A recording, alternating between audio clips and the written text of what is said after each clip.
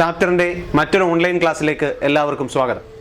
അപ്പോൾ നമ്മൾ മൂന്നാമത്തെ ചാപ്റ്ററാണ്, 10ാം ക്ലാസ്സിലെ ഫിസിക്സിലെ മൂന്നാമത്തെ ചാപ്റ്ററാണ് നമ്മൾ ചർച്ച ചെയ്തുകൊണ്ടിരുന്നത്. പാഠത്തിൻ്റെ പേര് നിങ്ങൾക്ക് എല്ലാവർക്കും അറിയാം, ഇലക്ട്രോ മാഗ്നറ്റിക് ഇൻഡക്ഷൻ. അപ്പോൾ നമ്മൾ ആദ്യത്തെ ക്ലാസ്സിൽ എന്താണ് ഇലക്ട്രോ മാഗ്നറ്റിക് ഇൻഡക്ഷൻ എന്നും ഇലക്ട്രോ മാഗ്നറ്റിക് ഇൻഡക്ഷനിലേക്ക് വരാനുണ്ടായ കാരണങ്ങളും ഒക്കെ നമ്മൾ ചർച്ച ചെയ്തതാണ്. തൊട്ട് മുമ്പത്തെ, അതായത് രണ്ടാമത്തെ ചാപ്റ്ററിൽ നമ്മൾ കൂടുതലായിട്ട് മോട്ടർ, AC മോട്ടർ, DC മോട്ടറൊക്കെ നമ്മൾ ചർച്ച ചെയ്തു. ഓക്കെ, അപ്പോൾ അതുപോലെ അതുമായിട്ട് സാമ്യമുള്ള കമ്പോണൻസ് ഉള്ള ഒരു ഉപകരണമാണ് ജനറേറ്റർ. അപ്പോൾ നമുക്ക് ഇന്ന് ഇവിടെ പഠിക്കാനുള്ളത് ജനറേറ്ററിനെ പറ്റിയാണ്. ഓക്കെ ആണല്ലോ. അപ്പോൾ നിങ്ങൾക്ക് ഈ ഇമേജ് കാണുമ്പോൾ തന്നെ മനസ്സിലാവും ആ DC മോട്ടർ ഏതൊക്കെ കമ്പോണൻസ് വെച്ചിട്ടാണോ ഉണ്ടാക്കിയിരിക്കുന്നത് അതുപോലൊക്കെയുള്ള കാര്യങ്ങൾ ഇവിടെയും ഉണ്ട്. അപ്പോൾ നമുക്ക് പാർട്സ് നമുക്കൊന്ന് നോക്കിയേക്കാം. NS എന്ന് പറയുന്നത് ഒരു ഫീൽഡ് മാഗ്നറ്റ് ആണ്. ABCD എന്ന് എഴുതിയിരിക്കുന്ന ഒരു ആർമേച്ചർ ആണ്. ഇവിടെ രണ്ട് സ്ലിപ്പ് റിങ്സ് ഉണ്ട്. സ്ലിപ്പ് റിങ്സ് ഉണ്ട്. പിന്നെ ഇവിടെ ഇത് ഒരു ഔട്ട്പുട്ട് എടുത്തിരിക്കുന്നു എന്നുള്ളതേ ഉള്ളൂ. ഇവിടെ കറണ്ട് ഉണ്ടോ ഇല്ലയോ എന്ന് അറിയാൻ വേണ്ടി തൽക്കാലം ഇവിടെ ഗാൽവനോമീറ്റർ ആണ് കണക്ട് ചെയ്യുന്നത്. This can be any electrical instrument. Okay, അപ്പോൾ നമുക്ക് ജനറേറ്ററിന്റെ വർക്കിംഗ് പ്രിൻസിപ്പിൾ എന്താണെന്ന് ചോദിച്ചാൽ നിങ്ങൾ പറയേണ്ടത് ഇലക്ട്രോ മാഗ്നറ്റിക് ഇൻഡക്ഷൻ എന്നാണ്. Electromagnetic induction. മോട്ടറിന്റെ ചോദിച്ചാൽ എന്ത് പറയും? മോട്ടോർ പ്രിൻസിപ്പിൾ എന്ന് പറയും. അവിടെ നമ്മൾ ഡയറക്ഷൻ കാണിക്കുന്നത് എങ്ങനെയായിരുന്നു? ലെഫ്റ്റ് ഹാൻഡ് റൂൾ ഉപയോഗിച്ചായിരുന്നു.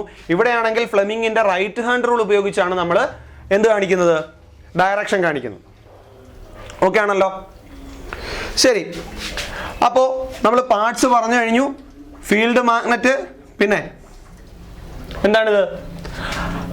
ആർമേച്ചർ, സ്ലിപ്പ് റിങ്സ്, പിന്നെ ഒരു ഔട്ട്പുട്ടും എടുത്തിട്ടുണ്ട്. ഓക്കെ ആണല്ലോ. ശരി, എങ്ങനെയാണ് ഇതിൻ്റെ ഡയറക്ഷൻ നടക്കുക?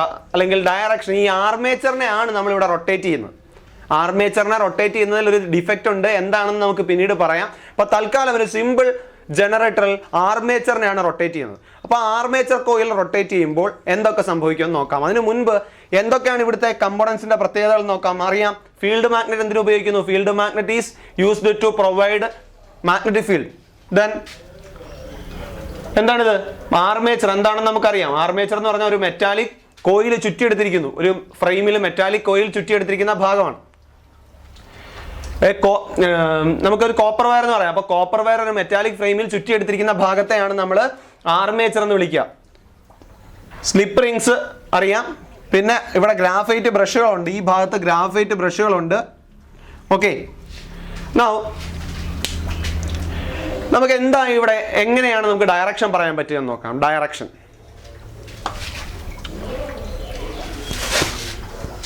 നമ്മൾ ഉപയോഗിക്കുന്ന നിയമം ഏതാണെന്ന് പറഞ്ഞു? ഫ്ലെമിങ്ങിന്റെ റൈറ്റ് ഹാൻഡ് റൂളാണ്. റൈറ്റ് ഹാൻഡ് റൂൾ പറയുന്നത് എന്തായിരുന്നു? റൈറ്റ് ഹാൻഡ് റൂൾ അനുസരിച്ച് നമ്മൾ വലത് കൈയിലെ ആദ്യത്തെ 3 വിരലുകളെ പരസ്പരം പെർപെൻഡിക്കുലർ ആയിട്ട് പിടിച്ചാൽ ഇത് എന്തിനെ കാണിക്കും? Direction of motion of the കണ്ടക്ടറിനെ കാണിക്കും. ഇവിടുത്തെ കേസിൽ direction of motion of armature. ഇതെന്തിനെ കാണിക്കും? 4 ഫിംഗർ കാണിക്കുന്നത് മാഗ്നറ്റിക് ഫീൽഡിനെയാണ്. അങ്ങനെയാണെങ്കിൽ മിഡിൽ ഫിംഗർ എന്തിനെ കാണിക്കും? മിഡിൽ ഫിംഗർ ഇൻഡ്യൂസ്ഡ് കറണ്ടിനെ കാണിക്കും. നമുക്കപ്പോൾ കണ്ടുപിടിക്കേണ്ടത്, നമുക്കറിയാം ഇലക്ട്രോ മാഗ്നറ്റിക് ഇൻഡക്ഷനിൽ നമുക്ക് കിട്ടുന്നത് ഇൻഡ്യൂസ്ഡ് കറണ്ട് ആണ്. ബാക്കി 2 കാര്യങ്ങൾ നമ്മൾ കൊടുക്കുന്നതാണ്, അല്ലേ? അപ്പോൾ എങ്ങനെയാണ് ഇൻഡ്യൂസ്ഡ് കറണ്ടിന്റെ ഡയറക്ഷൻ വരുന്നത്? നമുക്ക് ഈ നിയമം ഉപയോഗിച്ചൊന്ന് നോക്കാം. മാഗ്നറ്റിക് ഫീൽഡിന്റെ ഡയറക്ഷനിൽ നമ്മൾ എന്ത് പിടിച്ചു? 4 ഫിംഗർ പിടിച്ചു. ഇനി എന്ത് ചെയ്യണം? ഒന്ന് ആലോചിക്കുക. ABCD ഇങ്ങനെയാണ് ആർമേച്ചർ. അപ്പൊ ഞാൻ ഇതൊരു ആർമേച്ചർ ആയിട്ട് പറയുന്നു. അപ്പൊ ഇത് ഇങ്ങനെയാണ് കറങ്ങുന്നത്. മനസ്സിലാവുന്നുണ്ടല്ലോ? ഈ സൈഡ് ഇങ്ങോട്ടും ഇപ്പുറത്തെ സൈഡ് അങ്ങോട്ടും. ഇങ്ങനെ മനസ്സിലായല്ലോ? ഇപ്പുറത്തെ സൈഡ് ബോർഡിന്റെ പുറത്തോട്ടും CD എന്ന് പറയുന്ന വശം ബോർഡിന്റെ ഉള്ളിലേക്കും കറങ്ങുന്ന രീതിയിലാണ് നമ്മൾ വെച്ചിരിക്കുന്നത്. ഓക്കെ ആണല്ലോ. അപ്പൊ നമുക്ക് ഇവിടെ നോക്കാം. ഈ സൈഡിൽ എങ്ങനെയായിരിക്കും കറണ്ടിന്റെ ഡയറക്ഷൻ വരുന്നത് നമുക്ക് നോക്കാം. നമ്മൾ ഓൾറെഡി പറഞ്ഞു കഴിഞ്ഞു 4 ഫിംഗർ അങ്ങോട്ട്. ഓക്കെ, ഇനി ആർമേച്ചറിന്റെ ഡയറക്ഷനെ കാണിക്കുന്നത് എന്താണ്? ഇതാണ്. ഏത്? നമ്മുടെ തള്ളവിരൽ അല്ലെങ്കിൽ തമ്പ്. അപ്പോൾ മിഡിൽ ഫിംഗർ അങ്ങോട്ട് വരും. പെർപെൻഡിക്കുലർ ആയിട്ടാണ് പിടിക്കേണ്ടത്. അപ്പോൾ മിഡിൽ ഫിംഗർ ഇങ്ങനെ വരും. നോക്കിയേ, കണ്ടല്ലോ? Magnetic field, direction of motion of armature. Now induced current will be in the direction of middle finger. എങ്ങോട്ടായിരിക്കും? മുകളിലോട്ടായിരിക്കും.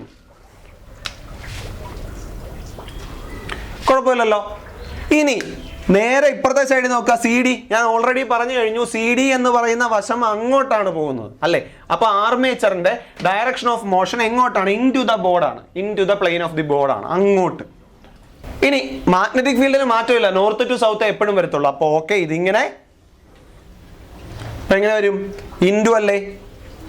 കാണുന്നുണ്ടോ? ആണ്ടേ, കാണാൻ പറ്റുന്നുണ്ടെന്ന് വിചാരിക്കുന്നു. ഇതിങ്ങനെ തിരിച്ച്, ഇത് magnetic field, direction of motion of armature അങ്ങോട്ട്. അപ്പോൾ നമ്മുടെ ഇൻഡ്യൂസ്ഡ് കറന്റിനെ കാണിക്കുന്ന മിഡിൽ ഫിംഗർ നേരെ താഴോട്ട്. അപ്പോൾ ഇവിടുത്തെ ഡയറക്ഷൻ ഇങ്ങോട്ട്. കുഴപ്പമില്ലല്ലോ? സംശയമുണ്ടോ? സംശയമില്ലെന്ന് ഞാൻ കരുതുന്നു. അപ്പോൾ ഇങ്ങനെയാണ് നമ്മൾ ഡയറക്ഷൻ പറയുന്നത്. ഓക്കെ, അപ്പോൾ ഒന്നുകൂടെ പറയാം. നമ്മൾ എ സി ജനറേറ്ററാണ്. ജനറേറ്ററിലെ എ സി ജനറേറ്ററിനെ പറ്റിയാണ് നമ്മൾ ചർച്ച ചെയ്യുന്നത്. കഴിഞ്ഞ ക്ലാസ്സിൽ അവസാനം എ സി എന്താണെന്ന് പറഞ്ഞു. എന്താണ് A C? A C alternating current എന്ന് പറയും. കൃത്യമായ ഇടവേളകൾ, പീരിയോഡിക്കലായിട്ട് ഡയറക്ഷൻ ചേഞ്ച് ചെയ്യുന്ന തരം കറണ്ടിനെയാണ് ആൾട്ടർനേറ്റിംഗ് കറണ്ട് എന്ന് വിളിക്കുക. അപ്പോൾ എന്താ പറഞ്ഞത്? ഇവിടെ ആർമേച്ചറിന്റെ എ ബി എന്ന side out of the plane വരുമ്പോൾ, ഇങ്ങോട്ട് വരുമ്പോൾ കറണ്ട് അങ്ങോട്ട് പോകും. എങ്ങോട്ട്? മേളിലോട്ട് പോകും, A to B. Okay, C D എന്ന വശം എങ്ങോട്ടാണ്? ഇൻ ടു ദ പ്ലെയിൻ ആണ്, അകത്തോട്ടാണ്. അവിടുത്തെ ഡയറക്ഷൻ എങ്ങോട്ടാണ്? താഴോട്ടാണ്. ഓക്കെ ആണല്ലോ? സംശയമില്ലല്ലോ? ഇതിങ്ങനെ കറങ്ങിക്കൊണ്ടേയിരിക്കും, തുടർച്ചയായിട്ട് കറങ്ങിക്കൊണ്ടേയിരിക്കും. അപ്പം നമുക്ക് ഔട്ട്പുട്ടിൽ ഇവിടെ തുടർച്ചയായിട്ട് കണ്ടിന്യൂസ് ആയിട്ട് കറണ്ട് കിട്ടിക്കൊണ്ടേയിരിക്കും. ഇതാണ് ഇവിടുത്തെ എന്താണ് ഡയറക്ഷൻ പറയുന്നത്. എന്തുപയോഗിച്ചു? Using right hand rule of Fleming. Okay, ഇനി ഇതെങ്ങനെയാണെന്ന് നമുക്ക് ഒരു ബൈൻഡ് വെച്ച് പറയാം. നോക്കിക്കേ, ഇത് ഈ രീതിയിൽ നോക്കുക. ഇവിടുന്ന് അങ്ങോട്ടാണ് എന്ത് പോയിക്കൊണ്ടിരിക്കുന്നത്? നമ്മുടെ മാഗ്നറ്റിക് ഫീൽഡ് ലൈൻസ് പോയിക്കൊണ്ടിരിക്കുന്നത്. നമുക്കറിയാം, according to electromagnetic induction the induced current will be maximum when the flux deviation is maximum. Maximum ഫ്ലെക്സിനെ ഡീവിയേറ്റ് ചെയ്യുമ്പോൾ, അല്ലെങ്കിൽ മാക്സിമം മാഗ്നറ്റിക് ഫീൽഡ് ലൈൻസിനെ കട്ട് ചെയ്യുമ്പോഴാണ് എന്തുണ്ടാവുന്നത്? മാക്സിമം ഇൻഡ്യൂസ്ഡ് കറണ്ട് ഉണ്ടാവുന്നത്. മാക്സിമം മാഗ്നറ്റിക് ഫീൽഡ് ലൈൻസിനെ കട്ട് ചെയ്യുമ്പോഴാണ് മാക്സിമം ഇൻഡ്യൂസ്ഡ് കറണ്ട് ഉണ്ടാവുന്നത്. അതനുസരിച്ച് നമുക്ക് ഇവിടെ നോക്കാം. ഫസ്റ്റ് നമ്മൾ ഒന്നും ചെയ്യുന്നില്ല, ആർമേച്ചർ ഇങ്ങനെ ഇരിക്കുകയാണ്. അപ്പൊ ഇപ്പുറത്തെ സൈഡിൽ നിന്നും നിങ്ങൾക്ക് ഇത് നോക്കിയാൽ അറിയാം, ഇപ്പുറത്തെ നോർത്തിൽ നിന്നും സൗത്തിലേക്ക് എന്ത് പോയിക്കൊണ്ടിരിക്കുകയാണ്? നോർത്തിൽ നിന്നും സൗത്തിലേക്ക് മാഗ്നറ്റിക് ഫീൽഡ് ഇങ്ങനെ പോയിക്കൊണ്ടിരിക്കുക. അപ്പൊ ഞാൻ ഇങ്ങനെ വെച്ചേക്കോ. അപ്പൊ അപ്പുറത്തും ഇപ്പുറത്തും ഈ രണ്ട് സൈഡിലും സ്ഥലമുണ്ട് മാഗ്നറ്റിക് ഫീൽഡിന് കടന്നു പോവാൻ, അല്ലെങ്കിൽ മാഗ്നറ്റിക് ഫീൽഡ് ലൈൻസിന് പോവാൻ. അപ്പോൾ ഫീൽഡ് ലൈൻസിനെ കട്ട് ചെയ്യുന്നുണ്ടോ? മാക്സിമം കട്ട് ചെയ്യുന്നില്ല. കാരണം എന്താ? അതിന് ഏരിയ കിടപ്പുണ്ട് പോവാൻ, അപ്പുറത്തെ സൈഡ് സൗത്തിലേക്ക് പോവാൻ അതിന് ഏരിയ കിടപ്പുണ്ട്, നോർത്ത് ടു സൗത്ത് പോവാൻ. അപ്പോൾ ഇവിടെ ഫ്ലെക്സ് കട്ട് ചെയ്യുന്നത് എന്താണ്? അപ്പോൾ 0 ഡിഗ്രി കറങ്ങുമ്പോൾ ഫ്ലക്സ് ഡീവിയേഷൻ 0. ഫ്ലക്സ് ഡീവിയേഷൻ 0 ആയതുകൊണ്ട് തന്നെ അവിടെ ഉണ്ടാകുന്ന ഇൻഡ്യൂസ്ഡ് കറണ്ടും 0 ആയിരിക്കും. ഓക്കെ, ഇനി നമ്മൾ എന്ത് ചെയ്യുന്നു? നമ്മൾ പറഞ്ഞ ഈ സൈഡ് അങ്ങോട്ടാണ് കറങ്ങുന്നത് അല്ലേ? ആണോ? അല്ല, നമ്മൾ പറഞ്ഞത് ഇപ്പുറത്തെ എ ബി എന്ന് പറയുന്നത് ഇത് എ, ഇത് ബി, സി ഡി. അപ്പൊ എ ബി സി ഡി എന്ന് പറയുന്ന ആർമേച്ചർ. അപ്പൊ എ ബി എന്ന് പറയുന്ന side out of the plane ആണ് പറഞ്ഞത്. സി ഡി എന്ന് പറയുന്ന side into the plane. അപ്പൊ ഇങ്ങനെ തിരിഞ്ഞു, ഇങ്ങനെ വന്നു നിന്നു. അപ്പൊ ഒന്ന് നോക്കിക്കേ, ഇപ്പുറത്തെ സൈഡിൽ നോർത്ത്, ഇപ്പുറത്തെ സൈഡിൽ south. From north to south എന്ത് പോകുന്നുണ്ട്? മാഗ്നറ്റിക് ഫീൽഡ് ലൈൻസ് പോകുന്നുണ്ട്. പക്ഷേ പോകാൻ പറ്റുമോ? മാക്സിമം പറ്റുകയില്ല. കാരണം ഇവിടെ ഒരു ഹിൻഡ്രൻസ്, ഒരു തടസ്സമായിട്ട്, ഒബ്സ്റ്റക്കിൾ ആയിട്ട് ആരുണ്ട്? ആർമേച്ചർ ഉണ്ട്. എപ്പോഴാ? 90 ഡിഗ്രി തിരിഞ്ഞപ്പോൾ, 90 ഡിഗ്രി റൊട്ടേഷന് ശേഷം നോക്കുമ്പോൾ മാക്സിമം ഫീൽഡ് ലൈൻസിനെ കട്ട് ചെയ്യുന്നു. ഞാൻ നേരത്തെ തന്നെ പറഞ്ഞു, when the flux deviation or deviation of magnetic field lines is maximum, the EMF produced will be also at maximum. അപ്പോൾ ഉണ്ടാവുന്ന EMFും മാക്സിമം ആയിരിക്കും. അപ്പോൾ ഇങ്ങനെ തിരിഞ്ഞ സമയത്ത് മാക്സിമം ഫീൽഡ് ലൈൻസിനെ കട്ട് ചെയ്തു. അപ്പോൾ ഉണ്ടാകുന്ന EMF എന്തായിരിക്കും? മാക്സിമം ആയിരിക്കും. ഓക്കെ, അപ്പൊ ഇങ്ങനെ ഇരുന്നാണ് ഇങ്ങനെ കറങ്ങി 90 ഡിഗ്രി ആയേ. ഇനി ആ കറങ്ങുന്ന അതേ ഡയറക്ഷനിൽ ഒരു 90 ഡിഗ്രി കൂടെ തിരിയുന്നു. അപ്പൊ ടോട്ടൽ എത്ര ആയി? 180 ഡിഗ്രി ആയി. ഒന്ന് ആലോചിച്ച് നോക്കിയേ, ഇങ്ങനെ ഇരുന്നപ്പോൾ ഉള്ള അതേ എഫക്റ്റ് തന്നെ അല്ലയോ ഇങ്ങനെ ഇരുന്നാലും? ഇങ്ങനെ ഇരുന്നപ്പോൾ എത്ര ഫീൽഡ് ലൈൻസ് അപ്പുറത്തൂടെ ഇപ്പുറത്തൂടെ പോവോ അത്രയും ഫീൽഡ് ലൈൻസ് തന്നെ ഇപ്പുറത്തും പോകാൻ പറ്റും. ഇങ്ങനെ തിരിച്ചിരിക്കുമ്പോഴും പോകാൻ പറ്റും അല്ലേ? ഇങ്ങനെ ഇരിക്കുമ്പോൾ ഫീൽഡ് ലൈൻസിന് ഈസി ആയിട്ട് അപ്പുറത്തൂടെ ഇപ്പുറത്തൂടെയും പോകാൻ പറ്റും, രണ്ട് സൈഡിലൂടെയും. അപ്പോൾ ഫ്ലക്സ് ഡീവിയേഷൻ വളരെ കുറവാണ്. അതുകൊണ്ട് നമുക്ക് 0 എന്ന് എടുക്കാം. ഇനി അതേ എഫക്റ്റ് തന്നെയാണ് 180 ഡിഗ്രി തിരിഞ്ഞിരിക്കുമ്പോഴും അപ്പുറത്തൂടെയും ഇപ്പുറത്തൂടെയും രണ്ട് വശത്തൂടെയും ഫ്ലക്സ് ഡീവിയേഷൻ ഇല്ലാതെ എന്തിന് കടന്നു പോകാൻ പറ്റും? ഫീൽഡ് ലൈൻസിന് കടന്നു പോകാൻ പറ്റും. അപ്പോൾ എന്തില്ല? ഫ്ലക്സ് ഡീവിയേഷൻ വളരെ വളരെ കുറവാണ്. അതുകൊണ്ട് അവിടെ ഉണ്ടാകുന്ന EMF 0 ആയിരിക്കും. ഓക്കെ, ഫസ്റ്റ് ഫ്ലക്സ് ഡീവിയേഷൻ ഇല്ല, EMF 0. 90 degree maximum flux deviation, EMF maximum. 180 degree flux deviation ഇല്ല, EMF 0. ഇനി ഒരു 90 ഡിഗ്രിയും കൂടെ കറങ്ങുന്നു. ഒരു 90 ഡിഗ്രിയും കൂടെ കറങ്ങിയാൽ 270 ഡിഗ്രി ആണല്ലോ. അപ്പോൾ ഈ 90 ഡിഗ്രി മാക്സിമം കിട്ടിയപ്പോൾ എങ്ങോട്ടിരുന്നപ്പോഴാ? ഇതാണ്ട ഈ ഫേസ് നോക്കുക, ഈ ബൈൻഡിന്റെ ഈ ഫേസ് നോക്കുക, ഇത് അങ്ങോട്ടിരുന്നപ്പോഴാണ് അല്ലേ? ആണല്ലോ. അപ്പോ എന്ത് കിട്ടി? 270 ഡിഗ്രി ആയിരുന്നപ്പോ 270 ഡിഗ്രിയുടെ കാര്യമാണ് നമ്മൾ പറയുന്നത്. 90 ഡിഗ്രി ആയിരുന്നപ്പോൾ എന്ത് കിട്ടി? മാക്സിമം കിട്ടി ആണല്ലോ. 90 ഡിഗ്രിയിൽ മാക്സിമം കിട്ടി. ഇതേ എഫക്റ്റ് തന്നെയാണ് എങ്ങനെ ഇരിക്കുമ്പോഴും ആർമേച്ചർ ഈ ഫേസ് ബൈൻഡിന്റെ ഈ ഫേസ് ഇങ്ങോട്ട് തിരിഞ്ഞിരിക്കുക. അത് ആലോചിച്ചോണം. നേരത്തെ ഇങ്ങനെ ഇരുന്നപ്പോൾ മാക്സിമം ഫ്ലക്സ് കട്ട് ചെയ്തു, അല്ലെങ്കിൽ ഫീൽഡ് ലൈൻസിനെ കട്ട് ചെയ്തു, അതുകൊണ്ട് മാക്സിമം EMF ഉണ്ടായി. ഇതേ ഇഫക്റ്റ് തന്നെയാണ് ഇങ്ങനെ ഇരിക്കുമ്പോഴും ആണല്ലോ. മാക്സിമം ഫീൽഡ് ലൈൻസിനെ കട്ട് ചെയ്യും, അതായത് മാക്സിമം കറണ്ട് അല്ലെങ്കിൽ ഇൻഡ്യൂസ്ഡ് EMF അവിടെ ഉണ്ടാവും. പക്ഷെ ഒരൊറ്റ വ്യത്യാസമില്ലേ? നോക്കിക്കേ, ആർമേച്ചറിന്റെ ഡയറക്ഷൻ ഒന്ന് ചേഞ്ച് ചെയ്തില്ലേ? എങ്ങനെയായിരുന്നോ 90 ഡിഗ്രിയിൽ മാക്സിമം ഉണ്ടായത്, അതിന് നേരെ ഓപ്പോസിറ്റ് ഡയറക്ഷനിലാണ് 270 ഡിഗ്രിയിൽ മാക്സിമം ഉണ്ടായത് അല്ലേ? അതുകൊണ്ട് ഇവിടെ നമ്മൾ പോസിറ്റീവ് മാക്സിമം എന്നും ഇവിടെ നമ്മൾ നെഗറ്റീവ് മാക്സിമം എന്നും എടുക്കും. കാരണം മനസ്സിലായോ? ഇതൊരു ആർമേച്ചർ ആണെന്ന് വിചാരിക്കുക. ആർമേച്ചറിൽ 90 ഡിഗ്രിയിൽ മാക്സിമം ഫീൽഡ് ലൈൻസിനെ കട്ട് ചെയ്തു. അതുകൊണ്ട് നമ്മൾ പറഞ്ഞു മാക്സിമം എന്തുണ്ടാവും? EMF ഉണ്ടാകും. EMFന്റെ കാര്യമാണ് ഇവിടെ എഴുതിയേക്കുന്നത്. ഇത് EMF മാക്സിമം ഉണ്ടാവും. 270 ഡിഗ്രി ആയെങ്കിലും നോക്കിയപ്പോഴും അങ്ങനെ തന്നെ. എങ്ങനെ തന്നെ? മാക്സിമം ഫീൽഡ് ലൈൻസിനെ അത് കട്ട് ചെയ്യുന്നുണ്ട്. പക്ഷേ ആർമേച്ചർ നോക്കിയേ, നേരെ ഓപ്പോസിറ്റ്. അതുകൊണ്ട് നമ്മൾ നെഗറ്റീവ് മാക്സിമം ഉണ്ടായി എന്ന് പറയും. ഇനി 360 ഡിഗ്രി കറങ്ങി, ടോട്ടൽ 360 ഡിഗ്രി കറങ്ങുക എന്ന് പറഞ്ഞാൽ 0 ഡിഗ്രിയിൽ എങ്ങനെ ഇരുന്നോ അങ്ങനെ തന്നെ വന്നിരിക്കുമല്ലയോ? 0 ഡിഗ്രിയിൽ എങ്ങനെയാണോ ഇരുന്നത് അതേ അവസ്ഥയിലാണ് ഇപ്പോൾ നമ്മുടെ ആർമേച്ചർ വന്നിരിക്കുന്നത്. അതുകൊണ്ട് അവിടെയും 0. ഓക്കെ, ഇനി ഇത് ഉപയോഗിച്ച് നമുക്കൊരു ഗ്രാഫ് പ്ലോട്ട് ചെയ്യാം. വരച്ചു. ഇത് EMF. ഇതെന്താണ്? അങ്ങോട്ട് നമ്മൾ ആംഗിളാണ്, റൊട്ടേഷൻ. അപ്പോൾ 0 ഡിഗ്രിയിൽ 0, 90 ഡിഗ്രി ആയപ്പോൾ മാക്സിമം, 180 ഡിഗ്രി ആയപ്പോൾ വീണ്ടും 0, 270 ഡിഗ്രി ആയപ്പോൾ മാക്സിമം. എന്താണ്ടേ? അപ്പോൾ നെഗറ്റീവ് മാക്സിമം വരയ്ക്കണം. നമ്മൾ പറഞ്ഞു ആദ്യം മാക്സിമം എവിടെ വരച്ചോ അതിന് ഓപ്പോസിറ്റ് ഡയറക്ഷനിലെ മാക്സിമം ആണ് ഇവിടെ വരയ്ക്കേണ്ടത്. 360 ഡിഗ്രി ആയപ്പോൾ വീണ്ടും 0. ഇത്രയേ ഉള്ളൂ. സംശയമുണ്ടോ? അപ്പോൾ ഒന്നുകൂടി പറയാം എങ്ങനെയാണ് കറങ്ങിയത് എന്ന്. നമ്മൾ ഒന്നുകൂടെ പറയാം. ഓക്കെ, അപ്പോൾ ആർമേച്ചർ തിരിഞ്ഞത് 0 ഡിഗ്രി ആണെങ്കിൽ ഇവിടെ ഉണ്ടാകുന്ന കറണ്ട് 0. എന്തുകൊണ്ടാണെന്ന് ഞാൻ പറഞ്ഞു. ആർമേച്ചർ ഇങ്ങനെ ഇരിക്കുകയാണ്. ആർമേച്ചർ ഇങ്ങനെ ഇരിക്കുമ്പോൾ നമുക്ക് അല്ലെങ്കിൽ തന്നെ ആലോചിക്കാം എന്തെങ്കിലും ചേഞ്ച് ഇൻ ഫ്ലക്സ് ഉണ്ടാവണം. ഒരു ചേഞ്ചും ഇല്ല. നേരത്തെ എത്ര ഉണ്ടായിരുന്നോ അത്രയും തന്നെ ആയിട്ടിരിക്കുക, ഒരു ചേഞ്ചും ഇല്ല. അതുകൊണ്ട് ആർമേച്ചർ തിരിയാതെ 0 ഡിഗ്രി തിരിഞ്ഞിരിക്കുമ്പോൾ അവിടെ ഫ്ലക്സിന് ചേഞ്ച് ഇല്ല.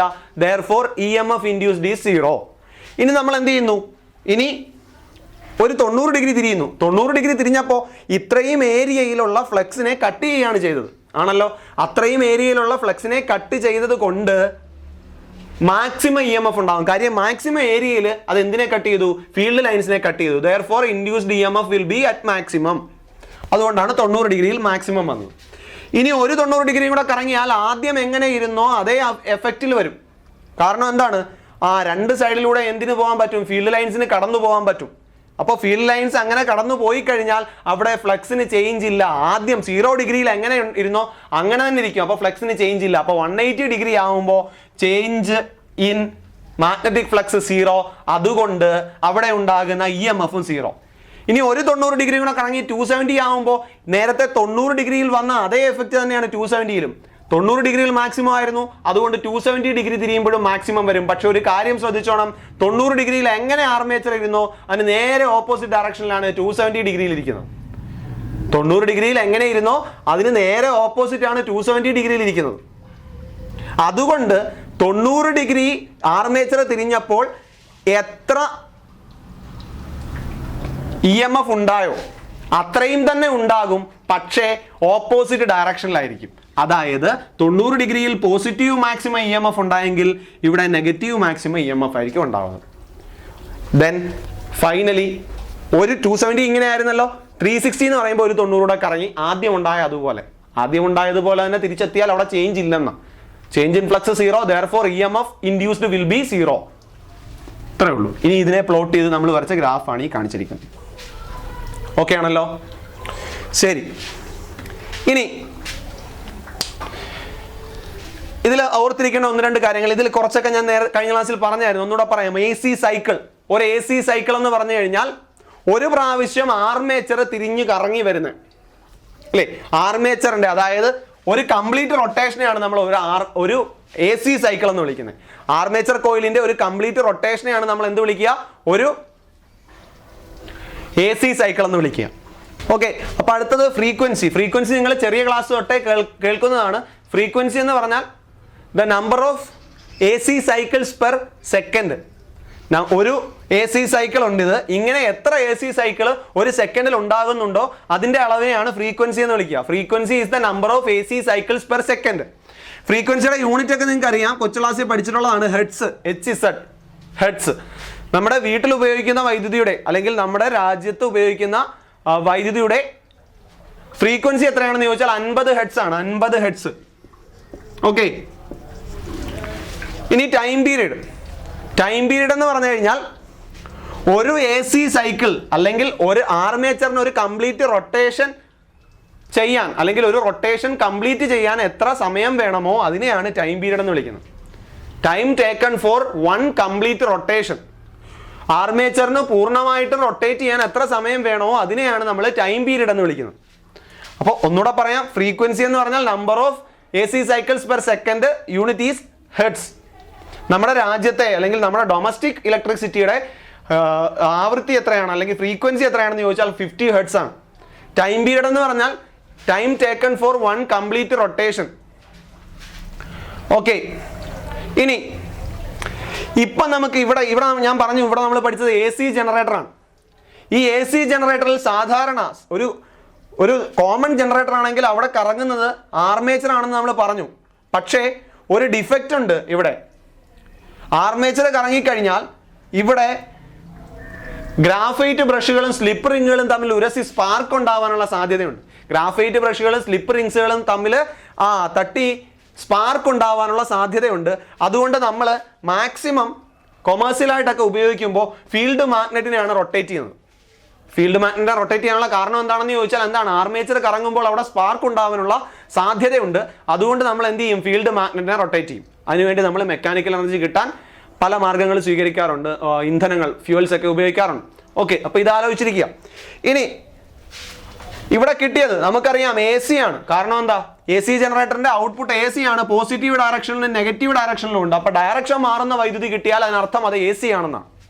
ഓക്കെ, ഇനി DC ജനറേറ്റർ ആവണമെങ്കിൽ ഒരു ചെറിയ സംഭവമാണ് ഇവിടെ മാറ്റം വരുന്നത്. ഇത് സ്ലിപ്പ് റിംഗ് അല്ലേ? അപ്പൊ DC ജനറേറ്റർ ആണെങ്കിൽ സ്ലിപ്പ് റിങ്സുകൾക്ക് പകരം എന്തുപയോഗിക്കണം, സ്പ്ലിറ്റ് റിങ്ങുകൾ ഉപയോഗിക്കണം. DC ജനറേറ്റർ ആണെങ്കിൽ സ്ലിപ്പ് റിങ്സുകൾക്ക് പകരം സ്പ്ലിറ്റ് റിങ്സുകൾ ഉപയോഗിക്കണം. മാത്രവുമല്ല എന്ത് ചെയ്യണമെന്നറിയാവോ, ആർമേച്ചറിലോട്ട് അല്ലെങ്കിൽ നമ്മുടെ സ്ലിപ്പ് റിങ്സുകളിലോട്ട് ഗ്രാഫൈറ്റ് ബ്രഷുകൾ ഫിക്സ് ചെയ്ത് വെക്കണം. അതായത് ആർമേച്ചർ കറങ്ങുന്നതനുസരിച്ച് ബ്രഷ് കൂടെ എന്ത് ചെയ്യണം, അതിൻ്റെ കൂടെ കറങ്ങണം. ആർമേച്ചറും ബ്രഷും തമ്മിലുള്ള ആ കോണ്ടാക്ട് മാറുമ്പോഴാണ് എന്ത് ചെയ്യുന്നത്, AC ആയിട്ട് മാറുന്നത്. മനസ്സിലായോ? അപ്പോൾ ഈ സ്ലിപ്പ് റിങ്സും ഗ്രാഫൈറ്റ് ബ്രഷുകളുടെ റിലേഷൻ കോൺസ്റ്റന്റ് ആയിട്ട് നിന്ന് കഴിഞ്ഞാൽ കിട്ടുന്നത് DC ആയിരിക്കും. അപ്പൊ അങ്ങനെ ആലോചിച്ചില്ലെങ്കിലും നിങ്ങൾ ഇത് ഓർത്തിരിക്കുക, DC ജനറേറ്റർ ഉപയോഗിക്കുന്ന റിങ്സ് സ്പ്ലിറ്റ് റിങ്സ് ആണ്. അതിന്റെ ഔട്ട്പുട്ട് ആണ് ദാ ഇവിടെ വരച്ചിരിക്കുന്നത്.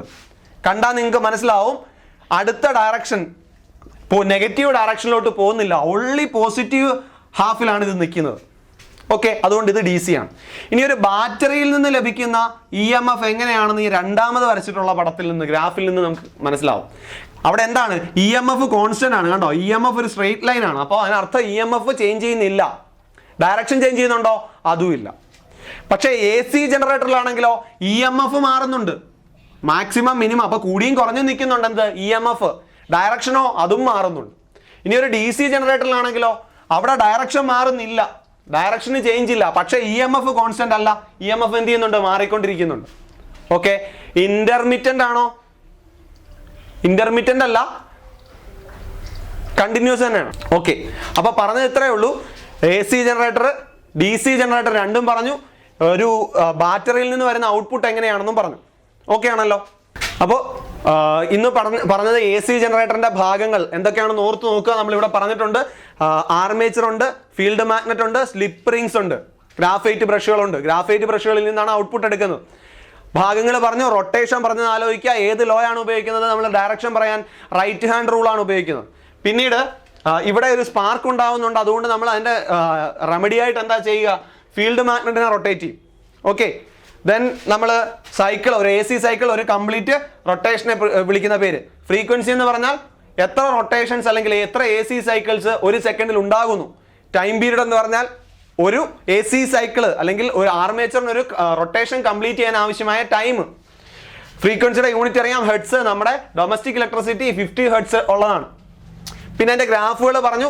ഇതിന്റെ പ്രത്യേകതകൾ നിങ്ങൾ ടെക്സ്റ്റിൽ ഒരു ടേബിൾ കംപ്ലീറ്റ് ചെയ്യാൻ കൊടുത്തിട്ടുണ്ട്. ഇവിടെ എന്താണ്? ഇ എം എഫ് ചേഞ്ച് ചെയ്യുന്നുണ്ട്. ഡയറക്ഷൻ ചേഞ്ച് ചെയ്യുന്നുണ്ടോ? അതും ചേഞ്ച് ചെയ്യുന്നുണ്ട്. ഡയറക്ഷനും ചേഞ്ച് ചെയ്യുന്നുണ്ട്. ഇവിടെ നോക്കിയാൽ ഇ എം എഫ് ചേഞ്ച് ചെയ്യുന്നില്ല, കോൺസ്റ്റന്റ് ആണ്. ഡയറക്ഷൻ ചേഞ്ച് ചെയ്യുന്നുണ്ടോ? അതും ചേഞ്ച് ചെയ്യുന്നില്ല, അതും കോൺസ്റ്റന്റ് ആണ്. ഇവിടുത്തെ കാര്യം പറഞ്ഞാൽ ഇ എം എഫ് ചേഞ്ച് ചെയ്യുന്നുണ്ട്. കണ്ടോ? 0 മാക്സിമം വീണ്ടും 0. അപ്പോൾ ഇ എം എഫ് ചേഞ്ച് ചെയ്യുന്നുണ്ട്. ഡയറക്ഷൻ ചേഞ്ച് ചെയ്യുന്നുണ്ടോ? ഡയറക്ഷൻ ചേഞ്ച് ചെയ്യുന്നുണ്ടോ എന്ന് എങ്ങനെ നോക്കാൻ പറ്റും? ഈ നടുക്കത്തെ വരയുടെ താഴോട്ട് പോകുന്നുണ്ടോ നോക്കിയാൽ മതി. താഴോട്ട് പോകുന്നുണ്ടോ? ഇല്ല. അപ്പോൾ ഡയറക്ഷൻ ചേഞ്ച് ചെയ്യുന്നില്ല. ഓക്കെ ആണല്ലോ? അപ്പോൾ ഇത്രയും കാര്യങ്ങളാണ് പറഞ്ഞത്. എന്തെങ്കിലും സംശയം ഉണ്ടെങ്കിൽ നമുക്ക് അധ്യാപകരുമായിട്ട് ബന്ധപ്പെടുക, കൃത്യമായി പഠിക്കുക. വളരെ വ്യക്തമായിട്ട് പഠിക്കേണ്ട ഒരു പോർഷനാണിത്. നന്ദി, നമസ്കാരം.